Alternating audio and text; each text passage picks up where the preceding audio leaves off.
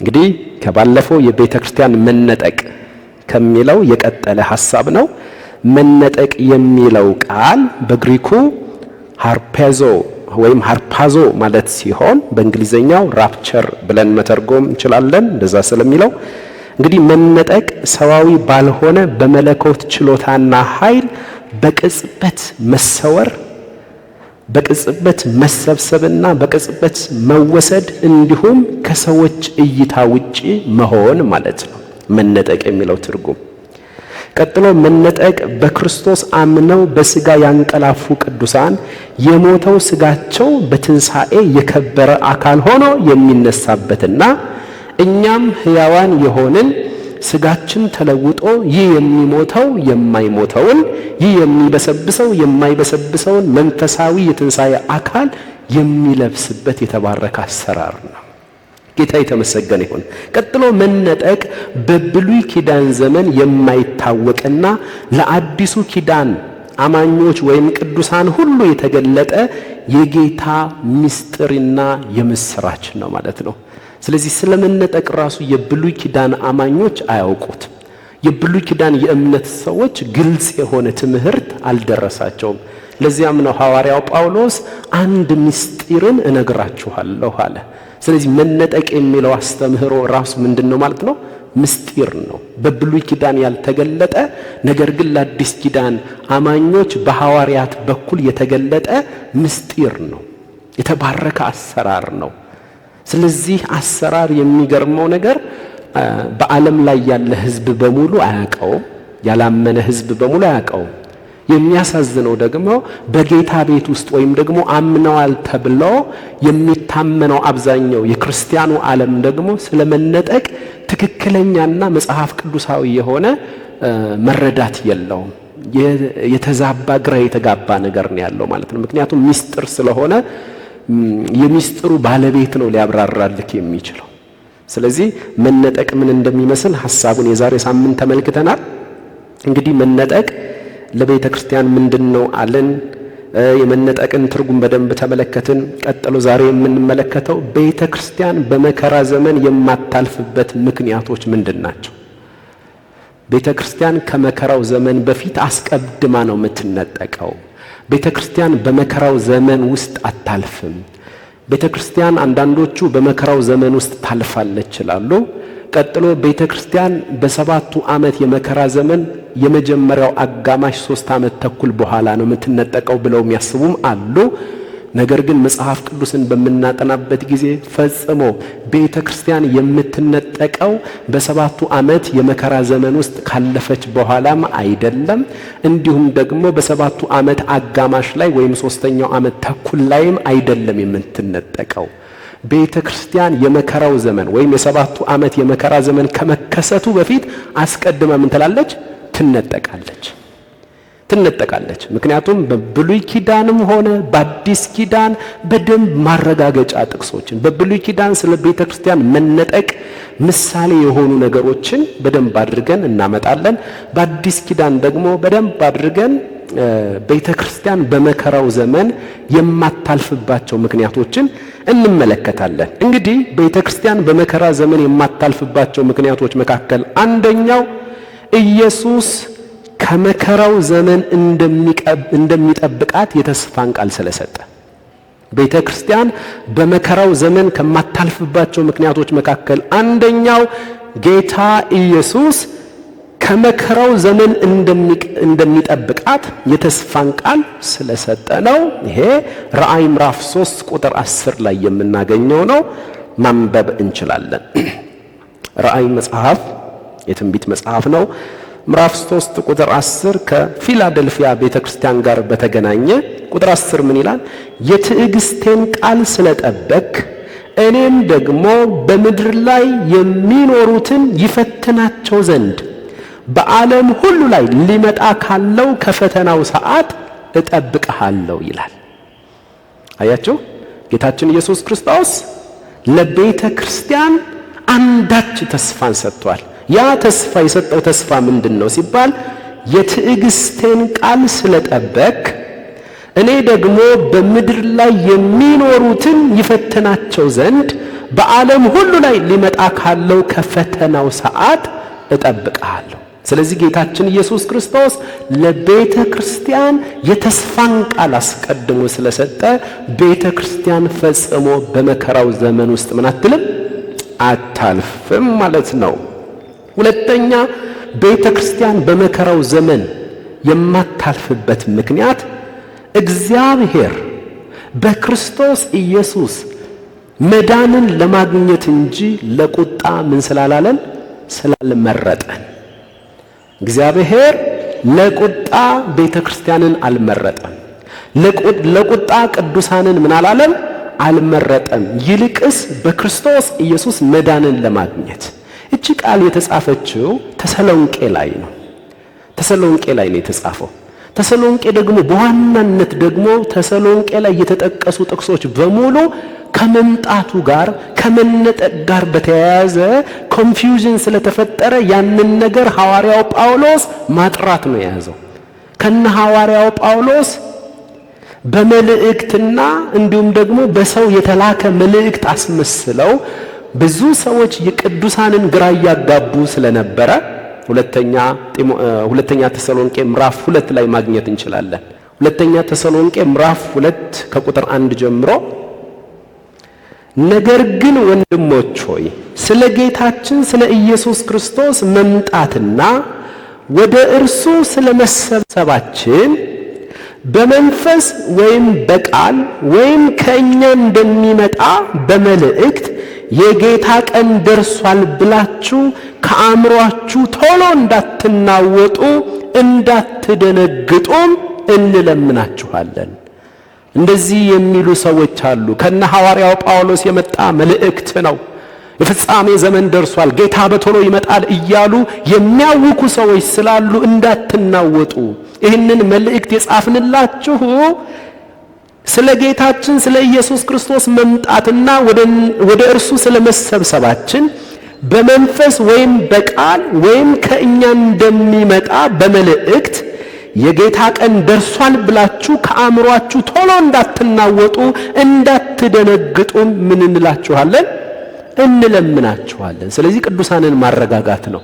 የጌታ ቀን ይመጣል፣ አስፈሪው ቀን ይመጣል፣ ያን ጊዜ ማምለጥ አንችልም፣ ማን ይሆን የሚያመልጠው የሚሉ የዘመኑ አይነት ዲስፔንሴሽናል ፔሪየድ ጠብቀው የማያስተምሩ ሰዎች ተነስተው ቅዱሳንን ግራ ማጋባት ጀመሩ። ስለዚህ ሐዋርያው ነገሩን ማጥራት ጀመረ ማለት ነው። ስለዚህ ስለመሰብሰባችንና ወደ እርሱ ወደ ጌታችን ወደ ኢየሱስ ክርስቶስ ስለመሰብሰባችንና ስለ ጌታችን መምጣት ብሎ ነው። በዚህ ዙሪያ ነው አንደኛ ተሰሎንቄም ሁለተኛ ተሰሎንቄም ላይ እያጠራው ያለው ይሄ አስተምህሮ በመካከል ስለነበረ ነው። ስለዚህ ቤተ ክርስቲያን በመከራ ዘመን የማታልፍባቸው ምክንያቶች መካከል ሁለተኛው እግዚአብሔር በክርስቶስ ኢየሱስ መዳንን ለማግኘት እንጂ ለቁጣ አልመረጠንምና ከዚህ የተነሳ ቤተ ክርስቲያን ፈጽሞ በመከራው ዘመን ውስጥ አታልፍም። ተሰሎንቄ ላይ ሁለት ጥቅሶችን እንመልከት። አንደኛ ተሰሎንቄ ምዕራፍ 1 ቁጥር 9 እና 10 ተመልከቱ። እነርሱ ራሳቸው ወደ እናንተ መግባታችን እንዴት እንደነበረ ስለ እኛ ይናገራሉና ለሕያውና ለእውነተኛ አምላክ ታገለግሉ ዘንድ ልብ በሉ፣ ለሕያውና ለእውነተኛ አምላክ ታገለግሉ ዘንድ ከሙታንም ያስነሳውን ልጁን እርሱንም ኢየሱስን ከሚመጣውም ቁጣ የሚያድነንን ከሰማይ ትጠብቁ ዘንድ ከጣዖቶች ወደ እግዚአብሔር እንዴት ዘወር እንዳላችሁ ይናገራሉ። ልብ በሉ፣ እዚህ ቦታ ላይ ቁጣ የተባለው የዘላለም ጥፋት የነጩ ዙፋን ፍርድ ሳይሆን በምድር ላይ የሚገለጥ የ7 ዓመት ዘመን ቁጣና ጥፋት አለ። ከዛ ጥፋት ነው። ቢኮዝ ምንድነው የሚለን? ለሕያውና ለእውነተኛ አምላክ ታገለግሉ ዘንድ ከሙታን ያስነሳውን ልጁን እርሱንም ኢየሱስን ከሚመጣው ቁጣ የሚያድነንን ይላል። ገና የምንድነን ድነናል። እኛ ከጥፋት ድነናል አይደል? ከዘላለም እሳት ከነጩ ዙፋን ፍርድ አምልጠናል። በጌታ በኢየሱስ ክርስቶስ ከማመናችን የተነሳ ከሞት ወደ ሕይወት ተሻግረናል። ከዚህ በኋላ ወደ ፍርድ ምን አንልም አንመጣም። በክርስቶስ ኢየሱስ ላሉት ምን የለባቸውም? ኩነኔ የለባቸውም። ጸጋው በእምነት ምን ብሏችኋል? አድኗችኋል። ደህንነት ያሁን ጊዜ አንቀጽ ከመሆኑ የተነሳ ከዚህ በኋላ የሚያድነንን የሚለው ከምንድን ነው ማለት ነው? ከነጩ ዙፋን ፍርድ ነው ወይስ ከሚመጣው የ7 ዓመት የመከራ ጥፋት? ምክንያቱም ቦታው ተሰሎንቄ እንደሆነ እንዳትረሱ። ስለዚህ ከሙታን ያስነሳው ልጁን እርሱንም ኢየሱስን ከሚመጣው ቁጣ የሚያድነንን ከሰማይ ትጠብቁ ዘንድ ይላል። ስለዚህ ከሚመጣ ቁጣ ከ7ቱ ዓመት የመከራ ዘመን ቤተክርስቲያን ወይም ቅዱሳን ምን የምትል ነች? የምታመልጥና በክርስቶስ የምትጠበቅ ናት። እግዚአብሔር የ7ቱ ዓመት የመከራ ዘመን እንዳያገኘን በክርስቶስ መዳንን ሰጥቶናል። ቢኮዝ ለቁጣ ምን አላለንም አልመረጠንምና። ከዚህ ጋር አብሮ የሚሄደው ጥቅስ እዚያው አንደኛ ተሰሎንቄ ምዕራፍ 5 ቁጥር 9 ነው። አንደኛ ተሰሎንቄ ምዕራፍ 5 ቁጥር 9 ምን ይላል? ከላይ ከቁጥር 1 ጀምሮ ነው እንግዲህ ስለ ዳግም ምጽአት ዳግም በሚመጣበት ጊዜ ምንድነው የሚከሰተው? እስኪ ከቁጥር 1 ጀምሮ ስለሚያስተምረን ሐሳቡን ይዘን እንምጣ፣ አውዱን ጠብቀን ማለት ነው። ምዕራፍ 5 ከቁጥር 1 ጀምሮ ወንድሞች ሆይ ስለ ዘመናትና ስለ ወራት ምንም እንዲጻፍላችሁ አያስፈልጋችሁም። ልብ በሉ፣ ምንም እንዲጻፍላችሁ አያስፈልጋችሁም።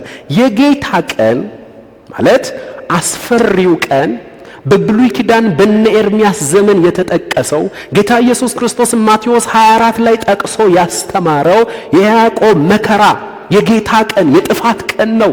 እሺ የጌታ ቀን ሌባ በሌሊት እንደሚመጣ እንዲሁ ይመጣ ዘንድ ራሳችሁ ምን ብላችኋልና አጥብቃችሁ አውቃችኋልና። ይህንን የሚለን ምዕራፍ 5 ላይ ነው።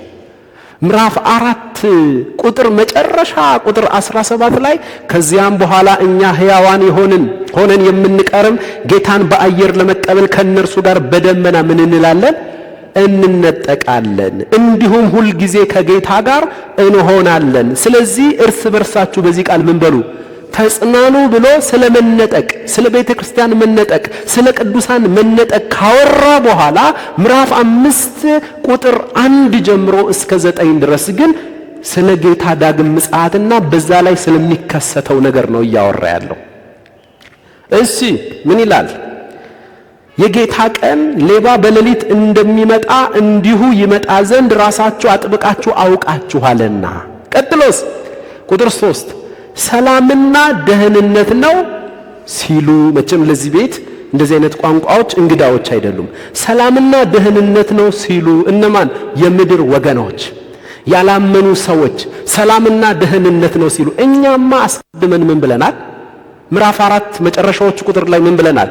ተነጥቀናል። እኛ በዚህ ቃል እርስ በርሳችሁ ተጽናኑ ተብለናል። ጥሩ ሰላምና ደህንነት ነው ሲሉ እነማን? የማያምኑ ሰዎች። ያን ጊዜ ምጥ እርጉዝን እንደሚይዛት ጥፋት በድንገት ይመጣባቸዋል። ኖት ይመጣባችኋል፣ ይመጣባቸዋል። እነማን ናቸው? ያላመኑ አንቢሊቨርስ። እሺ ከቶም አታመልጡም ነው? አያመልጡም፣ አያመልጡም። አንተን አይደለም። ስለዚህ በ7ቱ ዓመት የመከራ ዘመን ደግሞም በጌታ ምጽአት አንተ የምድር ወገን ሆነ ዋይ ዋይ የምትል አይደለህም። እኛስ ሀገራችን በሰማይ ከሰማይ የመጣው ምናዊ አድርጎናል? ሰማያዊ አድርጎናል። ስሙ የተባረከ ይሁን። ስለዚህ ጥፋት በድንገት ይመጣባቸዋል፣ ከቶም አያመልጡም ይልና እናንተ ግን ወንድሞች ሆይ፣ ወደኛ ሲመጣ ምኖቼ ሆይ ወንድሞች ሆይ፣ እናንተ ግን ሲል እነዚያኞቹ ሶስተኛው ወገኖች አሉ፣ ጥፋት በድንገት የሚመጣባቸው ከቶ የማያመልጡ የተባሉት አሉ። እናንተ ከነርሱ ውስጥ አይደል። እናንተ ግን ወንድሞች ሆይ ብሎ ይለየናል። ጌታ የተመሰገነ ይሁን። እናንተ ግን ወንድሞች ሆይ፣ ቀኑ ያ አስፈሪው ቀን፣ ያ የጌታ ቀን ሰላምና ደህንነት ነው ሲሉ ያን ጊዜ ምጥ እርጉዝን እንደሚይዛት ጥፋት ይመጣል የተባለባቸው ያ አስደንጋጩ ቀን፣ እናንተ ግን ወንድሞች ሆይ ቀኑ እንደ ሌባ ይደርስባችሁ ዘንድ በጨለማ አይደላችሁም። ብርሃን የሆነው እርሱ ብርሃን አድርጎናል። እኔ የዓለም ብርሃን ነኝ የሚከተለኝ የሕይወት ብርሃን ይሆንለታል፣ ከቶም በጨለማ ምን አይልም አይመላለስም። ኤፌሶን ምዕራፍ 5 እናንተ ቀድሞ ጨለማ ነበራችሁ። መቼ? ከማመናችሁ በፊት። አሁን ግን በጌታ ምንድናችሁ? ብርሃን ናችሁ። ጌታ የተመሰገነው። ስለዚህ ቀኑ ይመጣብን ዘንድ በምን አይደለንም? በጨለማ አይደል። እስኪ በጨለማ አይደለሁም በሉ እስኪ። ብርሃን፣ የብርሃን ልጆች ነን። ሃሌሉያ። ስለዚህ እናንተ ግን ወንድሞቼ ሆይ ቀኑ እንደ ሌባ ይደርስባችሁ ዘንድ በጨለማ አይደላችሁም እና ሁላችሁ የብርሃን ልጆች፣ የብርሃን ልጆች የቀንም ልጆች ናችሁና እኛ ከሌሊት ወይም ከጨለማ አይደለንም። ለይ ወንድሜ፣ ማንነትህን ፖዚሽንህን እወቅ። እኛ ከጨለማ አይደለንም፣ ከሌሊትም አይደለንም።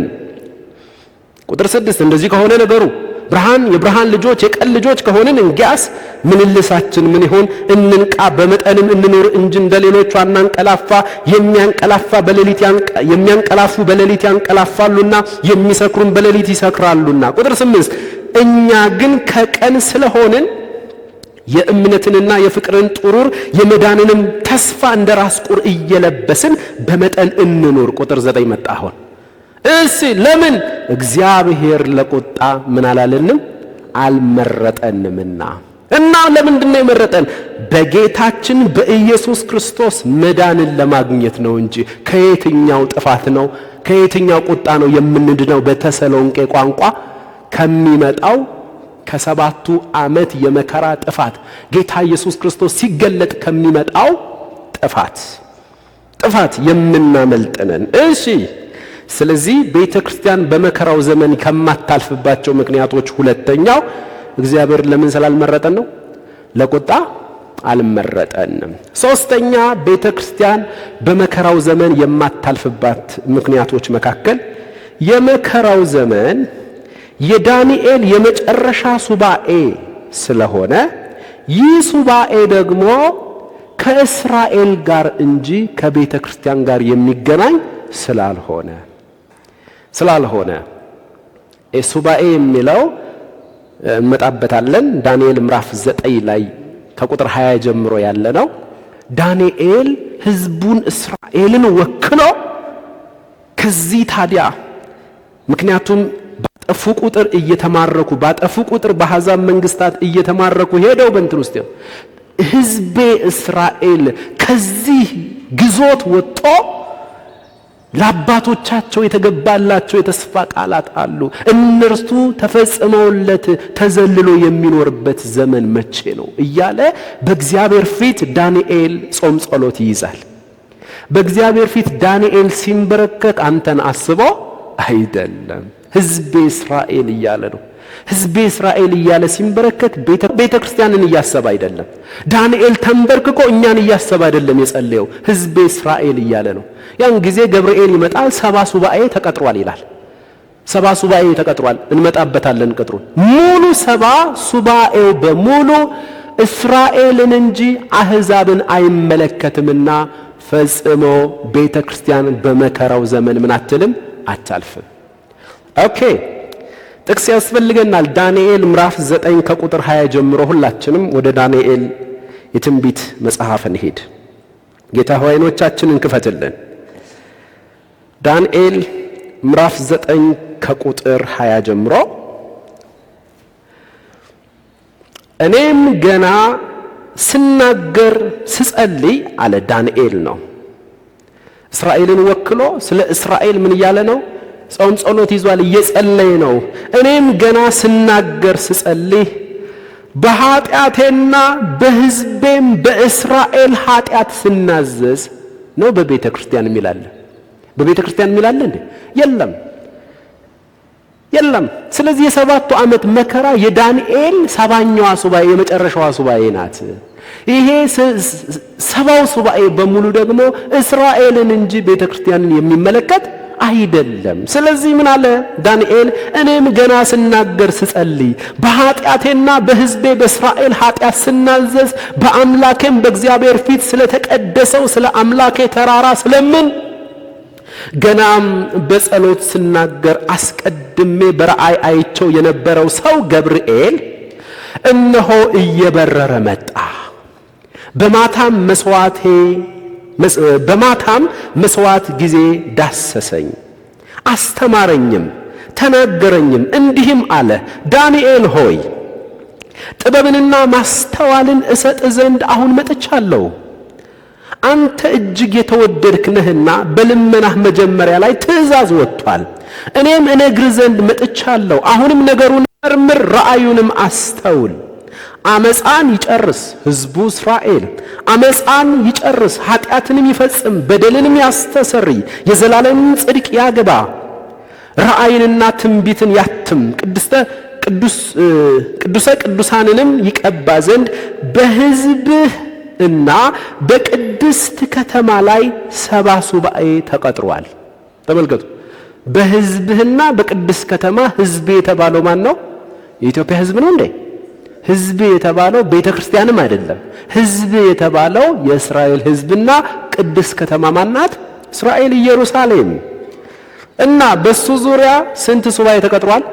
70 ሱባኤ ተቀጥሯል። ተመልከቱ። 70 ሱባኤ ተቀጥሯል።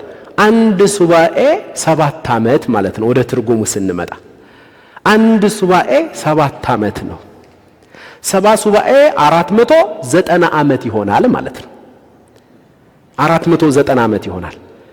ይህ ሕዝብ በተገባለት የተስፋ ቃል መሰረት ነፃ ወጥቶ ተዘልሎ መሲሁ ነግሶለት መኖር የሚችለው ከ70 ሱባኤ በኋላ ነው፣ ወይም ደግሞ ከ490 ዓመት በኋላ ነው። ልብ በሉ። ከ490 ዓመት 70 ሱባኤ ተቀጥሯል። አንድ ሱባኤ መጽሐፍ ቅዱስን የተለያዩ ኮሜንታሪዎችንም በምትመረምሩበት ጊዜ አንድ ሱባኤ 7 ዓመት እንደሆነ እና ታዲያ ከመቼ ጀምሮ ይቆጠር በሚባልበት ጊዜ ቁጥር 25 ስለዚህ እወቅ አስተውልም፣ ኢየሩሳሌምን መጠገንና መስራት ትእዛዙ ከሚወጣበት ጀምሮ እስከ አለቃው እስከ መሲሁ እስኪገለጥ ድረስ 7 ሱባኤና 62 ሱባኤ ይሆናል። 7 እና 62 ስንት ነው? 69። ከመቼ ጀምሮ? ቅጥሩ መቀጠር እንዲቀጠር አዋጅ ከሚወጣበት ጊዜ ጀምሮ እስከ አለቃው ወይም እስከ መሲሁ መገለጥ ድረስ 7 ሱባኤና 62 ሱባኤ አጠቃላይ 69 ሱባኤ ምን ብሏል? ተቀጥሯል። ኦኬ ጥሩ። ስንት ሱባኤ ይቀራል ማለት ነው? አንድ ሱባኤ ትቀራለች። መሲሁ የሚመጣው 69ኛው ሱባኤ ላይ ነው።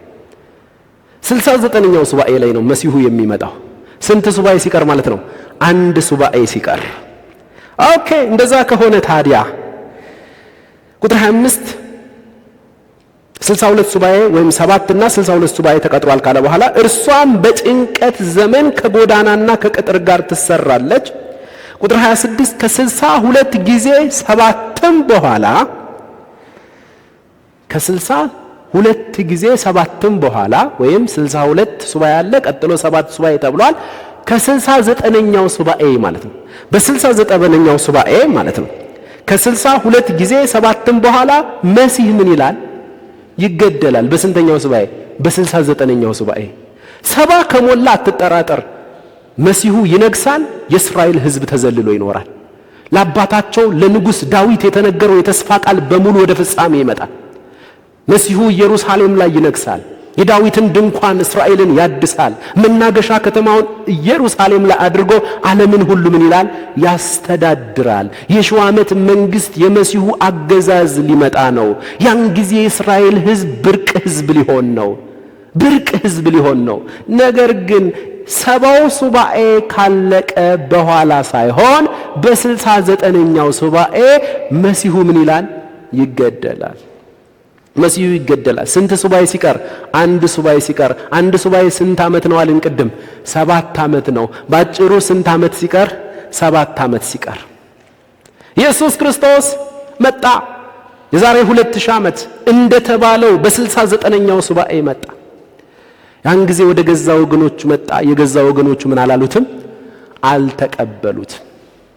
ኢየሱስ ጋራ ላይ ቁጭ አለና ኢየሩሳሌምን ወደ ታች ቁልቁል እየተመለከተ ደብረ ዘይት ተራራ ላይ ቁጭ ብሎ ስለ እስራኤልና ስለ ኢየሩሳሌም ምን አለ? አለቀሰላት ይላል። አለቀሰ። ኢየሱስ ካለቀሰ ምን ሊመጣ ነው እንግዲህ? አለቀሰ። አንቺ እስራኤል፣ አንቺ ኢየሩሳሌም ሆይ ዶሮ ጫጩቶቿን በክንፎቿ እንደምትሰበስብ ልሰበስብሽ መጥቼ ነበር፣ ነገር ግን የመጎብኘትሽን ወራት ምን አላልሽም አላወቅሽም ብሎ ኢየሱስ አለቀሰላት። ከዛስ ጭንቅ ይሆናል፣ ምጥ ይሆናል፣ ይከቡሻል ከግራና ከቀኝ። ያን ጊዜ በቃ እሱ ያለው ነገር በሰባ ዓመተ ምህረት ተፈጸመ ማለት ነው። ሙሉ ኢየሩሳሌም ተቃጠለች፣ ቤተ መቅደሱ ተቃጠለ። ያን ጊዜ የተበተኑ ህዝብ አሁን በ1948 ነው እንደገና መሰብሰብ የጀመሩት። አበልቀቱ ኢየሱስ አለቀሰላት ማለት ነው። ዶሮ ጫጩቶቿን እንደምትሰበስብ ልሰበስብሽ መጥቼ ነበር፣ ነገር ግን የመጎብኘትሽን ወራት ምን አላልሽም አላለቀሽም። በ69ኛው ሱባኤ መጣ።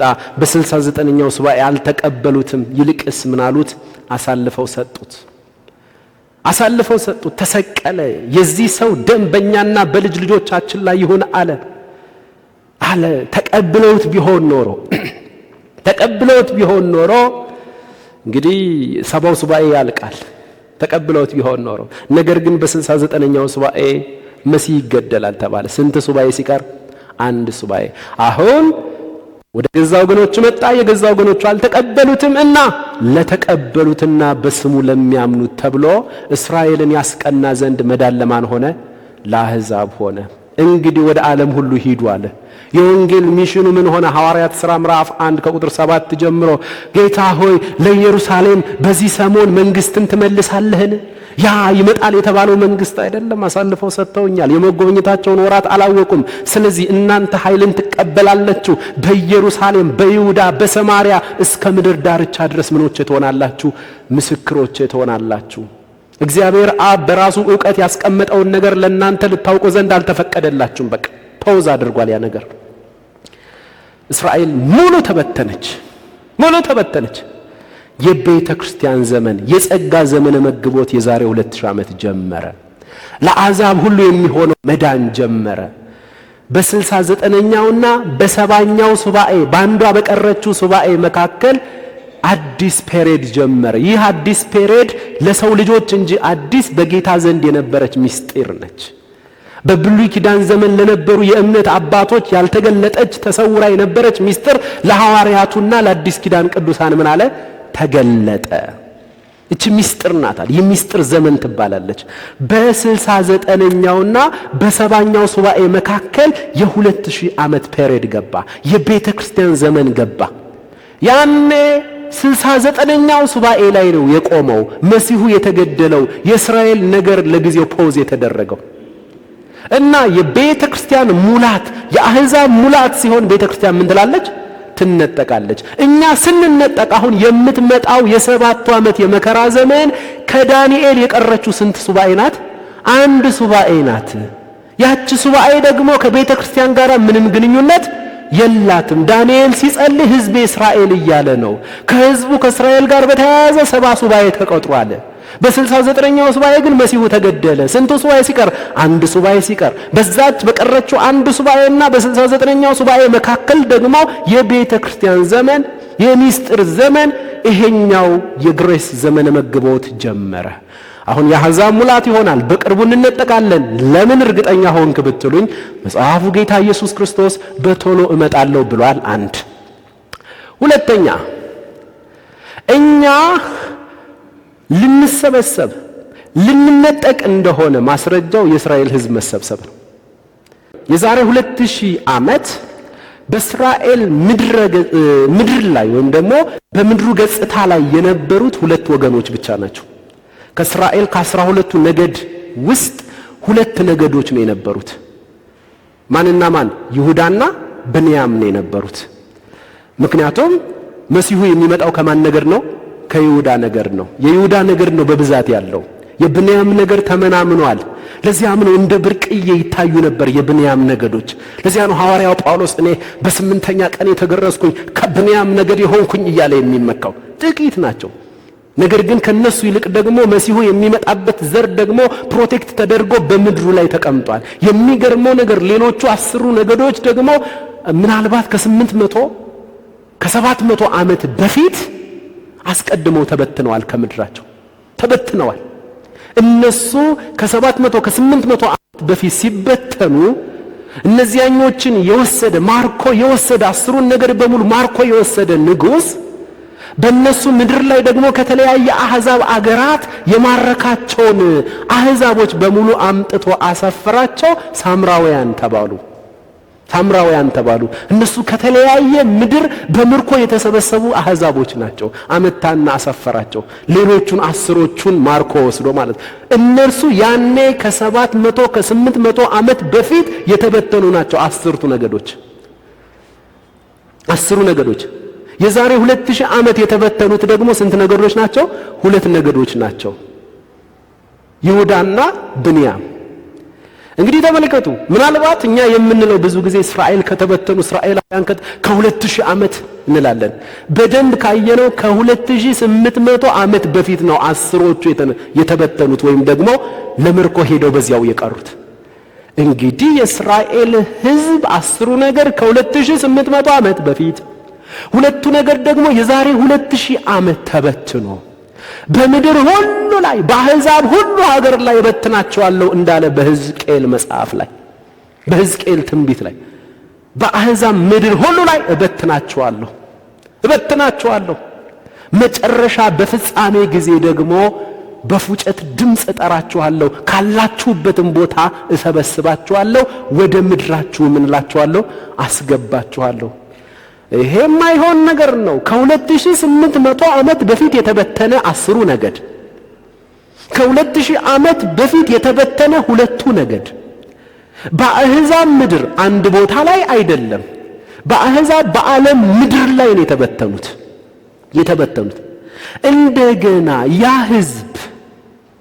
ሕዝብነቱ ሳይጠፋ እስራኤላዊነቱ ሳይጠፋ ሃይማኖቱን ሳያጠፋ ቋንቋውን ጠብቆ ወደ ገዛ ምድሩ ከ2800 እና ከ2000 ዓመት በኋላ እንደገና ተሰብስቦ ወደ ምድሩ ይገባል ማለት ቅዠት አይመስልም እንዴ? እንዴት ሊሆን ይችላል? 1928 ሴንቸሪ እኮ ነው አንተ። አይሆንም፣ በሰው ችሎታ አይሆንም። ጠፉ የሚባሉ እኮ ህዝቦች አሉ አይደል? ኢትዮጵያ ላይ ራሱ እኮ ጠፉ የሚባሉ እኮ ህዝቦች አሉ እኮ። ተመናምነዋል የሚባሉ ህዝቦችም አሉ። ቋንቋ ብቻ አይደለም እኮ ዝርያም ይጠፋል እኮ። ተመልከት። እውነት ያኔ ጣሊያን 5 ዓመት ራሱ ሲይዘን አንዳንድ ነገሮች ሁሉ እኮ ቋንቋችን ሁሉ እኮ አንዳንድ ቋንቋዎች እኮ ወደ ጣሊያንኛ እኮ ተቀይረዋል እኮ። ጣሊያንኛ እኮ ሆነዋል አንዳንድ ቋንቋዎች። ፒያሳ እኮ ምንድነው? የምን ቋንቋ ነው? የጣሊያን ቋንቋ ነው። እንደዚህ ብዙ ቋንቋዎችን መጥራት ትችላላችሁ። 5 ዓመት ይዞን ነው። እሺ 50 ዓመት ቢገዛ ምንድነው የምትሆነው ነው ማለት? 50 ዓመት ቢገዛ በቀለና እርገጥ የሚባል ስም ይኖራል ነው? ከሆነ ምናልባት አንተ ዛምብሮታ ሊሆን ይችላል ስምህ ማለት ነው። ኦኬ ቶኒ ሊሆን ይችላል ስምህ። በቃ ከለርህም ይቀየራል፣ ምንህም ይቀየራል፣ ቋንቋህም ይቀየራል። ከ50 ዓመት በኋላ ከ100 ዓመት በኋላ ትውልድ ሁሉ ይሄኛው ኢትዮጵያዊነቱ ይጠፋና በሌላ ይተካል ማለት ነው። እነዚህኞቹ ለ50 ዓመት ለ100 ዓመት አይደለም። እስራኤላውያን ለ50 ዓመት አይደለም የተበተኑት፣ ለ100 ዓመት አይደለም የተበተኑት፣ ለ2800 ዓመት 10ሩ ነገድ። 2ቱ ነገድስ የዛሬ 2000 ዓመት 20 ሴንቸሪና 28 ሴንቸሪ ስናወራት ነው ቀልድ ይመስላል። ቆይ ቀለል ያለ ነገር ይመስለናል። አይደለም። እኔ በዚህ ህዝብ ዙሪያ እውነት እላችኋለሁ የእግዚአብሔር አሰራር ክንድ ትገርመኛለች። ያን ጊዜ ሕዝቅኤልን ምዕራፍ 37 ይጠራውና የደረቁ አጥንቶችን ያሳየዋል። በሸለቆ ውስጥ ያሉ የደረቁ አጥንቶች፣ ሕዝቅኤል ሆይ እነዚህ የደረቁ አጥንቶች በሕይወት ይኖራሉን? እግዚአብሔር ሆይ አንተ ታውቃለህ። እንደዚህ አይነት ነገር ፈጽሞ በሰው ዕውቀት የሚለካም የሚገመትም አይደለም። አንተ ታውቃለህ አልኩት። ተመልከቱ፣ እስራኤላውያን ከእግዚአብሔር ከአምላካቸው መግቦት ውጭ ከመሆናቸው የተነሳ መሲሁ መጥቶ ለመናቸው፣ እምቢ አሉ። ወደ ገዛ ወገኖቹ መጣ፣ የገዛ ወገኖቹ አልተቀበሉትም። ስለዚህ ከሰማያዊው መግቦት ውጪ ሲሆኑ የደረቁ አጥንቶች ተባሉ። የደረቁ አጥንቶች በአሕዛብ ምድር ተበተኑ። የአሕዛብን ምድር መቃብራቸው አደረገላቸው። በዚያ ውስጥ ተደብቀዋል። የሚገርመኝ ነገር የትኛውም የአሕዛብ ምድር ደግሞ ተቀባይነት የላቸውም። በብሉይ ኪዳን ዘመን እነርሱ ከአሕዛብ ጋር አይጋቡም። ሕጉ ራሱ ፈጽሞ ወንድ ልጅህንም ሴት ልጅህንም ለአሕዛብ ምን እንዳትድር እንዳታጋባ። ለምን መሰላችሁ እንደዛ የሚለው? የመሲሁ ዘር ምን እንዳይል፣ የመሲሁ ዘር እንዳይቋረጥ እና ሕጉ እንደ ሞግዚት ሆኖ ወደ ክርስቶስ ምን አላቸው? ወይም ክርስቶስ እንዲመጣ አደረገ። በብሉይ ኪዳን ዘመን ከአሕዛብ ጋር እንዳትጋቡ ተብለዋልና ፕራውድ ያደርጋሉ። እኛ የተገረዝን የአብርሃም ቤተሰቦች ነን። እኛ የተገረዝነን። ላልተገረዘ ሰው ልጃችንን አንሰጥም። ካልተገረዘ ሰው ወይም ኪዳን ከሌለው ሰው ጋር ምን አንልም፣ አንጋባም ይሉ ነበረ። ሕጉ ነው እንደዛ የሚያደርጋቸው። መሲሁ እስኪመጣ ድረስ እግዚአብሔር ጥበቡ። ቀጥሎስ መሲሁ ከመጣ በኋላ መሲሁን አንቀበልም ሲሉ ቅጣት ደረሰባቸው። ወደ አሕዛብ ምድር ምን አሉ? ተበተኑ። ወደ አሕዛብ ምድር ከተበተኑ በኋላ አሁንም ያ መሲህ በዳዊት የተስፋ ቃል መሰረት ያ ንጉሥ ጌታ ኢየሱስ ክርስቶስ ተመልሶ መጥቶ የሚነግሰው እዚህ ሕዝብ ላይ ስለሆነ ይህ ሕዝብ ደግሞ ወደ አሕዛብ ምድር ሁሉ ተበትኗልና እዚያ ደግሞ በሄደበት ሁሉ ደግሞ ተጋብቶ ዝርያው እንዳይጠፋ፣ ምክንያቱም ኢየሱስ ክርስቶስ ተመልሶ መጥቶ የሚነግሰው እዚህ ሕዝብ ላይ ስለሆነ ሄዶ በስደት ውስጥ ደግሞ ከአሕዛብ ጋር እየተጋባ ዝርያውን እንዳያጠፋ ደግሞ በአሕዛብ ዘንድ ሞገስን አሳጣቸው። ማንም ከነሱ ጋር የሚሆን የለም። ኢትዮጵያ እንኳን ጎንደር ላይ እንኳን ምን ይሉ ነበር? ስደት ይደርስባቸው ነበር። አቃለሁ፣ በስነ ስርዓት አቃለሁ። ምናልባት በኔ ጄኔሬሽን ብዙ ነገሮች ሁሉ ሰላም ሆነዋል። ከኛ ጄኔሬሽን በፊት በተለይ ደግሞ ከወላጆቻችን በፊት የነበረው ትውልድ ግን እስራኤላውያንን ብዙ ነገር ይላቸው ነበር፣ ያገላቸው ነበረ፣ ቡዳ ይላቸው ነበረ። ዕቃቸውን ይፈልጋል። ኦኬ፣ በጣም ባለሙያ ናቸው። የሚያነጥሩት ነገር የሸክላ ስራ ይሰራሉ። ብረታ ብረቶችን፣ ጌጣጌጦችን ይሰራሉ። የነሱ ስራ በጣም የተወደደ ስለሆነ አምጥተው ሲሸጡ አይናቸውን ሸፍነው ነው የሚሸጡት። ዕቃቸውን የጎንደር ሕዝብ ይፈልጋል፣ ይገዛና እነሱን ግን ቡዳ ይላቸዋል። ቀና ብላ ምናልባት ልጇን ካየችባት ልጄን ልትበይ ነው እያሉ ያሰቃዩአቸዋል። በጣም ብዙ በደል ደርሶባቸዋል፣ ብዙ ጉዳት ደርሶባቸዋል። ማንበብ ትችላላችሁ የተለያዩ መጽሐፍቶች። የቤተ እስራኤል ታሪክ በኢትዮጵያ በጎንደር ብላችሁ ሰርች ብታደርጉ በጣም የሚያሳዝን ነገር አለ። ግን ምንድነው እንደዛ የሆኑበት ምክንያት ብዬ ስመረምር እንደኔ መጽሐፍ ቅዱስን እንደሚያጠናና እንደሚያስተምር ሰው እነዚህ ሰዎች አሕዛብ ካልገፋቸው፣ የጎንደር ሰው ካልገፋቸው እርስ በርሱ ከጎንደር ጋር ምን ሊሉ ነው? ከአሕዛብ ጋር ከሄዱበት ዓለም ጋር ከአሕዛብ ምድር ጋር ምን ሊሉ ነው? ሊጋቡ ነው። ተጋቡ ማለት ደግሞ ዝርያው ምን ሊል ነው? ሊጠፋ ነው። ስለዚህ የኢየሱስ ክርስቶስ መጥቶ የሚነግሰው ንግስናው ከንቱ ይሆናል ማለት ነው። ታዲያ የት ሕዝብ ላይ ነግሳለሁ? አንድ እንደዛ። ሁለተኛ ይህ ሕዝብ በብሉይ ኪዳን ዘመን ብቻ ሳይሆን በአዲስ ኪዳን ዘመንም መከራ ይደርስበት ነበር። በዚህ 2000 ዓመት እንኳን የምናቃቸው ታሪኮች አሉ። በተለይ ጀርመን ላይ የተከናወነባቸው ነገር ኦኬ፣ ሙሉ በሙሉ ዝርያውን የማጥፋት ስራ ነው የተሰራው። ዝርያውን ጀርመን ላይ የተፈጸመባቸው በሂትለር የተፈጸመባቸው ነገር ሙሉ በሙሉ ጄኖሳይድ፣ ይህንን ህዝብ ምን ማለት ነው? ማጥፋት። ለምንድን ነው ይህንን ህዝብ አይበቃም? በቃ ተበተነ እኮ። ከተበተነ በኋላ አሁንም እንደገና ይህንን ህዝብ ለምን ታጠፈዋለህ? ለምንድን ነው በተለያየ አጋጣሚ ይህ ህዝብ ጄኖሳይድ ይደርስበታል፣ ይገደላል፣ ደግሞ ይተርፍና ይበዛል። የሚገርም እኮ ነው። አሁንም እንደገና ይናቃል፣ መከራ ይቀበላል፣ አሁንም ስደት ይደርስበታል፣ እንደገና ይበዛል። የሚገርመው ነገር እንደዛ ቅሬታ ትንሽ እንኳን ሆነው ሃይማኖታቸውን አይተው ቋንቋቸውን ጠብቀዋል፣ ህዝብነታቸውን አሁንም እንደጠበቁ ነው። ይሄው ሂትለር ሞከረ እኮ ቤተ እስራኤላዊ የተባለውን ሁሉ ሰበሰበና ማቃጠል ጀመረ። ስንት ሚሊዮን አይሁድ ማቃጠል ጀመረ። አልገጥ ከዛ ሁሉ ምን አሉ? ተረፉ። ለምንድነው በዛም በዚህም እዚህ ህዝብ ላይ እንደዚህ አይነት ይሄንን ትምህርት በደንብ እንዲገባን የሴቲቱ ዘርን ማጥናት አለብን። የሴቲቱ ዘር ሀብትሽ መጥቶ የለ እንዴ? አዎ የሴቲቱ ዘር መጥቷል። ነገር ግን እንደገና ሁለተኛ ደግሞ ምጽአት አለው። ያኔ የመጣበት አመጣጥ አለው። በአብርሃም የተስፋ ቃል መሰረት ነው። ሊታደግ ነው የመጣው። የገዛ ወገኖቹ አልተቀበሉትም። አሁን ግን ተመልሶ የሚመጣው በአብርሃም የተስፋ ቃል መሰረት ሳይሆን በንጉስ ዳዊት የተስፋ ቃል መሰረት ነው። የሚሰዋ ሳይሆን የሚነግስ ሆኖ ነው የሚመጣው። የሚፈረድበት ሳይሆን የሚፈርድ ሆኖ ነው የሚመጣው። ስለዚህ ይሄ ንጉስ ራሱ በኢየሩሳሌም አንዳች ነገር እኮ ተናግሯል። በኢየሩሳሌምም እንኳን ቢሆን አትማሉ። ለምን? የታላቁ ንጉስ ምንድናት? ከተማ ናት ብሏል። ለራሱ ነው የተናገረው። የታላቁ ንጉስ ከተማ ናት።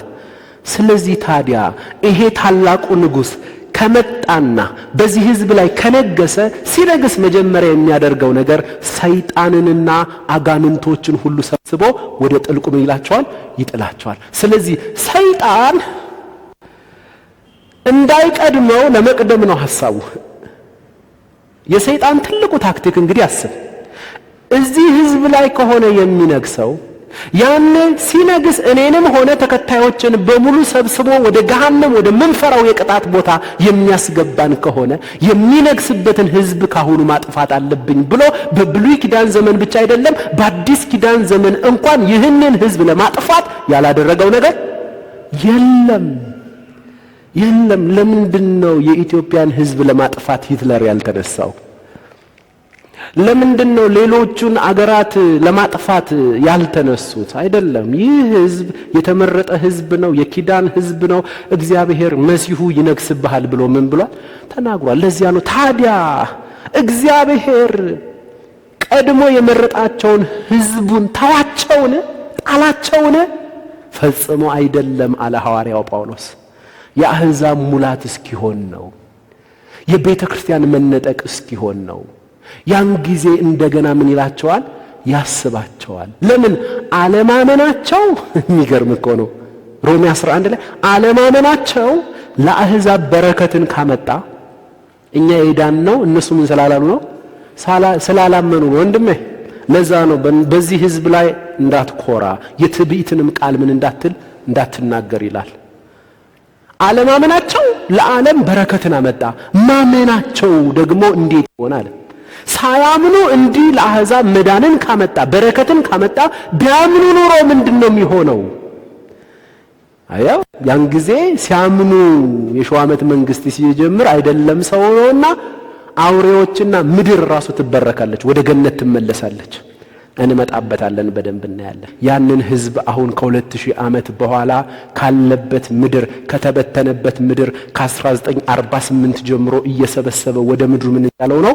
እያስገባው ነው። እስራኤል የምትባል ምድር ካርታ ላይ አልነበረችም። በሚያሳዝን ዘመን በሚያሳዝን ነገር በጣም ከ1948 በፊት እስራኤልን ይገዟት የነበሩት እንግሊዞች ናቸው። በቅርብ ጊዜ ማለት ነው። እየተቀያየረ ያንን ምድር የተለያየ ሀገር ይገዛው ነበር። እስራኤላውያን የሉም፣ ባንዲራቸው የለም፣ ቋንቋቸው የለም። በዛ ምድር ላይ ሰፍረው እየኖሩ አይደለም፣ ተበትነዋል። በምድር ላይ እንደ ካርታ አልተቀመጡም። እስራኤል የሚል ገጽታ ይዘው አልተቀመጡም። ያሁኑ መልክ ኑሯቸው አልተቀመጡም። የሚገርመው ግን የስድስቱ ቀን ጦርነት የተለያዩ የጦርነት እንትኖች አሉ። እነዚያን ነገሮች ብታነቡ የስድስቱን ቀን ጦርነት አንብበህ ጌታችን ኢየሱስ ክርስቶስን የምታመሰግነው ስለ ተስፋ ቃሉ ምን ያህል ታማኝ እንደሆነ። ከዚህ ህዝብ ጀርባ ማን አለ? ከዚህ ህዝብ ጀርባ የአባቶቻቸው የአብርሃም፣ የይስሐቅ፣ የያዕቆብ ደግሞም የዳዊት አምላክ አለ። ስለ ወንጌል አለ ሐዋርያው ጳውሎስ ምኖች ናቸው? ጠላቶች ናቸው። ስለ አባቶች ግን ምንድናቸው? ተወዳጅ ናቸው። ስለዚህ አሁን ይህንን ህዝብ ሰብስቦ አስገብቷል።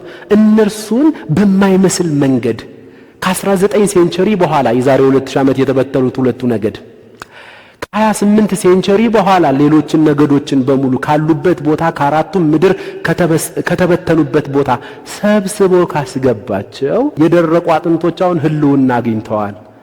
ሕያውነት ገብቶባቸዋል። በእግሮቻቸው ቆመዋል። ወደ ሀገራቸው አስገባቸዋለሁ።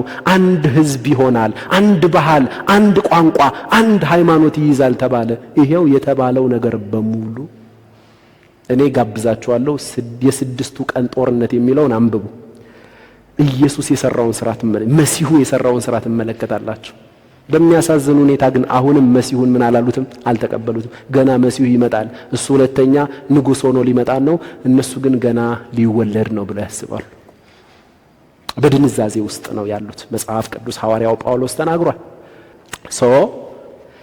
የቤተ ክርስቲያን በመከራው ዘመን የማታልፍበት ምክንያት የሰባቱ ዓመት የመከራ ዘመን ከእስራኤል ጋር እንጂ የሚገናኘው ፈጽሞ ከቤተ ክርስቲያን ጋር የሚገናኝ አይደለምና ነው። አባባ እናመሰግንሃለን። በመቀጠል ቤተ ክርስቲያን በመከራ ዘመን ከማታልፍባቸው ምክንያቶች መካከል አራተኛው ራእይ መጽሐፍን ወይም የትንቢት መጽሐፍን ራእይን በምናጠናበት ጊዜ ከምዕራፍ 4 ጀምሮ እስከ ምዕራፍ 18 መጨረሻ ድረስ ቤተ ክርስቲያን የሚል ጥቅስ አልተጠቀሰም። ስያሜ የለም። ቤተ ክርስቲያን የሚል የለም። ምዕራፍ 4 ላይ አንድ ነገር እናነባለን። ምዕራፍ 4 ቁጥር 1 ላይ ዮሐንስ ቤተ ክርስቲያንን የሚወክል ሰው ነው። ምዕራፍ 4 ላይ ቁጥር 1 ከዚህ በኋላ አየሁ አለ። እስከ ምዕራፍ 3 መጨረሻ ድረስ ምድር ላይ ሆኖ ነው ሁሉን ነገር የሚመለከተው።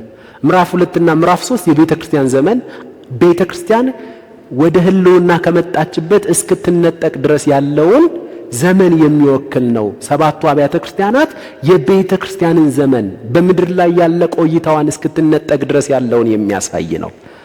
ከዛ በኋላ ግን በምድር ላይ ሳይሆን የሚያየው ምዕራፍ 4 ቁጥር 1 ላይ ከዚህም በኋላ አየሁ እነሆም በሰማይ የተከፈተ ደጅ።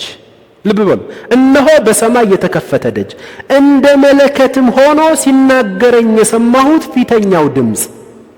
ያ ስለ ቤተ ክርስቲያን ዘመን ሲያሳየው ሲናገረው መጀመሪያ ምድር ላይ በነበረበት ሰዓት ሲያሳየው የነበረው ያ ድምፅ እንደ መለከትም ሆኖ ሲናገረኝ የሰማሁት ፊተኛው ድምፅ ወደዚህ ውጣና ከዚህ በኋላ ሊሆን የሚያስፈልገውን ነገር አሳይሃለሁ አለ። ከዛ በፊት ግን መሬት ላይ ነው የነበረው። ፍጥሞ በሚባለው ደሴት ውስጥ ሆኖ ነው በመንፈስ የሚመለከተው። ከዚህ በኋላ ያለውን ግን ና ወደዚህ ውጣ የሚል ቃል አለ። ና ወደዚህ ውጣና ከዚህ በኋላ ሊሆን ያለውን ነገር ምን እልሃለሁ? አሳይሃለሁ። ከምዕራፍ 4 ጀምሮ እስከ ምዕራፍ 19 ድረስ በተለይ ምዕራፍ 4 እና ምዕራፍ 5 ሰማይ ላይ ያለው አምልኮ ምን ይመስላል ነው።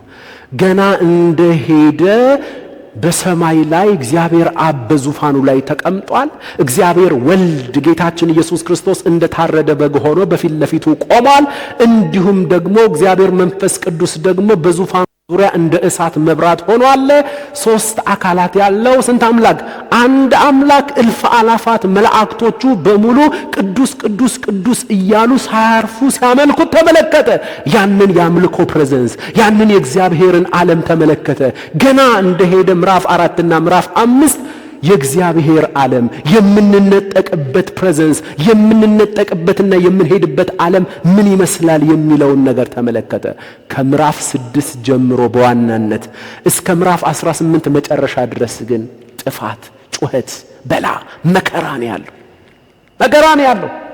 ፈረሶቹ ሲገለጡ፣ መለከት ሲነፋ፣ ተከትሎ የሚመጣው መከራ፣ ተከትሎ የሚመጣው እልቂት፣ ተከትሎ የሚመጣው ጩኸት፣ ተከትሎ የሚመጣው ግድያ ከምዕራፍ 6 ጀምሮ እስከ ምዕራፍ 18 መጨረሻ ድረስ ያለው ሙሉ ማለት ነው የሰባቱ ዓመት የመከራ ዘመን ነው። የሰባቱ ዓመት የመከራን ዘመን በሙሉ ዮሐንስ ምድር ላይ ሆኖ አይደለም የተከታተለው። ምክንያቱም ዮሐንስ ክርስቲያን ነው፣ ደግሞም የቤተ ክርስቲያን ተወካይ ነው። እርሱ ናውጣ ተብሏልና ከዚያ በኋላ ሊሆን ያለውን ነገር በሙሉ የተመለከተው ዋይታውንም፣ ጩኸቱንም፣ መከራውንም፣ ሞቱንም፣ ግድያውንም የሚመጣውን ጥፋት በሙሉ የተከታተለው የት ሆኖ ነው? በእግዚአብሔር ዙፋን ሆኖ ነው፣ በሰማይ ሆኖ ነው። ስለዚህ የሚገርመው ነገር ከምዕራፍ 6 ጀምሮ እስከ ምዕራፍ 18 መጨረሻ ድረስ ቤተ ክርስቲያን የሚል ቃል የለም። ቤተ ክርስቲያን የሚል ቃል የለም። ስለዚህ ከምዕራፍ 6 ጀምሮ እስከ ምዕራፍ 18 መጨረሻ ድረስ የሰባቱ ዓመት የመከራ ዘመን ስለሆነ ቤተ ክርስቲያን የሚል ቃል የለም። ቤተ ክርስቲያን የሚል ቃል የለም። ቤተ ክርስቲያን በመከራው ዘመን ምን የማትልናት የማታልፍ ናት። ዮሐንስ እንዲያውም ጭራሽ ክርስቲያኖችን ወይም ቤተ ክርስቲያንን የሚወክል ስለሆነ እርሱ ከዚያ በኋላ የነበረውን ትዕይንት በሙሉ የተመለከተው ምድር ላይ ሆኖ ሳይሆን የት ሆኖ ነው? በሰማይ ዙፋን በእግዚአብሔር ፕሬዘንስ ውስጥ ሆኖ ናውጣ ተብሏል። ስለዚህ ቤተ ክርስቲያን ከመከራው ዘመን በፊት አስቀድማ ናውጣ እንደተባለ በመነጠቅ ትሄዳለች። ከዛ በኋላ ያለው የመከራ ዘመን በሙሉ እኛን የሚመለከት አይደለም። ኦኬ፣ ስሙ የተባረከ ይሁን። ምዕራፍ 19 ላይ አንድ ነገር እናገኛለን። የበጉ ሰርግ ስለደረሰ ሚስቱም ራሷን ስላዘጋጀች የሚል ቃል። አሁን ቤተ ክርስቲያን ምን ማለት ትጀምራለች? መገለጥ ትጀምራለች። ኦኬ፣ በብሉይ ኪዳን እንደዚህ አይነት ምሳሌና ጥላ የሆኑ ነገሮችን ላሳያችሁ። በብሉይ ኪዳን ዘመን ቤተ ክርስቲያንን የሚወክል ሄኖክ የሚባል ሰው አለ። ቤተ ክርስቲያንን የሚወክል ሄኖክ 7ኛ ፍጥረት ነው ይላል መጽሐፉ። ስንተኛ ፍጥረት? 7ኛ። 7 ቁጥር ደግሞ ፐርፌክሽን ነው። 7 ቁጥር ዲቫይን ነምበር ነው። 7 ቁጥር ረፍት ነው። 7 ቁጥር የመለኮት ቁጥር ነው። ተመልከቱ። ስለዚህ 7ኛ ማን ነበረ? 7ኛ ትውልድ ሄኖክ ነው። ከሄኖክ በኋላ የሚመጣው ማን ነው? ኖህ ነው። ኖህ ደግሞ በኖህ ዘመን የተከሰተ የጥፋት ውሃ አለ። የመከራው ዘመን ሰዎችን የሚወክል ነው። ኖህ በመከራው ዘመን የሚያልፉ ሰዎችን የሚወክል ነው። ተመልከት፣ በመከራው ዘመን የሚያልፉ ሰዎችን የሚወክል ነው። ግን በኖህ ዘመን የሚመጣው የጥፋት ውሃ ከመምጣቱ በፊት ሄኖክ 7ኛው ፍጥረት አካሄዱን ከእግዚአብሔር ጋር አድርጓልና እግዚአብሔር ምን አለው ይላል? ወሰደው ይላል። ስለዚህ የኖህ ዘመን የሚወክለው የጥፋቱ ዘመን ወይም የ7ቱ ዓመት የመከራ ዘመን ከመምጣቱ በፊት ሄኖክ እንደተወሰደው ቤተክርስቲያን ምን ትላለች? ትነጠቃለች፣ ትወሰዳለች። ይሄ ምሳሌ ነው። በደንብ ያዙልኝ። ከዛ በኋላ ኖህ የ7 ዓመት የመከራ ዘመን ሰዎች ላይ የመንግስት ወንጌል ሲሰበክ በመንግስት ወንጌል የሚያምኑ ሁሉ ወደ ኖህ መርከብ ውስጥ ምን ያላሉ? ይገባሉ። ከሚመጣው የጥፋት ውሃ ያመልጣሉ። እንዴት? የኖህ መርከብ ከፍ ብላ ሄዳ ምን ላይ ነው የተቀመጠችው? ተራራ ላይ ነው የተቀመጠችው። ተራራ ደግሞ ኪንግደምን መንግስትን የሚወክል ነው። ስለዚህ ኖህና ልጆቹ አብረው ወረዱ ሲል መጨረሻ ላይ ቤተክርስቲያን ከክርስቶስ ጋር ለመግዛት አብራ ምን ትላለች? ትመጣለች። የ1000 ዓመት መንግስትን የሚወክል ምድርን ካጸዳ በኋላ ተራራ ሁል ጊዜ ኪንግደምን የሚወክል ነው። ጌታችን ኢየሱስ ክርስቶስ የተራራው ስብከት ይባላል። የተራራው ስብከት ማለት እኮ ንጉሱ ተመልሶ ሲመጣ የመንግስቱ ባህሪና አስተዳደሩ ስርዓቱ ምን ይመስላል ነው። ወደ ተራራም ወጣ ሲል ዝም ብለ ተራራም እያልክ እዚህ ጋር ያለውን የአባጅፋርን ተራራ ራስ ዳሽንን ማሰብ የለብህም። ተራራ በተቀደሰው ተራራዬ ላይ ጥፋትና ጉስቁልና የለም ሲል ምንድነው? በተቀደሰው መንግስቴ ኪንግደሜ በተቀደሰው አሰራሬ ልጁ ኢየሱስ በሚመሰርተው መንግስት ውስጥ ጥፋትና ጉስቁልና የለም ማለት ነው። ስለዚህ ይህንን እንመለከታለን። ሄኖክ የቤተ ክርስቲያን ምሳሌ መሆኑን ማለት ነው። የሚገርመው ነገር በመከራው ዘመን አሁንም የሚሰበከው የመንግስት ወንጌል ነው። የሚድኑት አሁንም ጥቂት እስራኤላውያን ናቸው። አሕዛብ ግን አሁንም በብዛት ደግሞ ወደ 1000 ዓመት መንግስት ምን ይላል? ይገባል ማለት ነው። ለምን ሲባል ወደ መርከቡ የገባው ለነገሩ በአሁኑም ዘመን ራሱ ወደ መርከቡ ከአይሁዳውያን ከእስራኤላውያን ይልቅ ምንድነው የበዛው? አሕዛብ ነው የበዛው። እንዴት ይታወቃል ሲባል በብሉይ ኪዳን ዘመን የአሕዛብ አቋም ከእንስሳ ጋር የተያያዘ ስለሆነ ሰው ሲባል ብሉይ ኪዳን ላይ ማንን ነው የሚወክለው? እስራኤልን ነው። ስለዚህ 8 ሰዎች ናቸው የገቡት ወደ መርከቡ ውስጥ። ሌላው መርከቡን የሞላው ምንድነው? እንስሳ ነው። እንስሳ ደግሞ በማን የሚወከል ነው? በአሕዛብ የሚወከል። እኛን ሰው ያደረገን ማን ነው? መካከለኛው መስቀል ላይ እርቃኑን የተንጠለጠለው የናዝሬቱ ኢየሱስ ነው። ስሙ ይባረክ። ቀጥሎ በብሉይ ኪዳን አሁንም ሁለተኛ ምሳሌ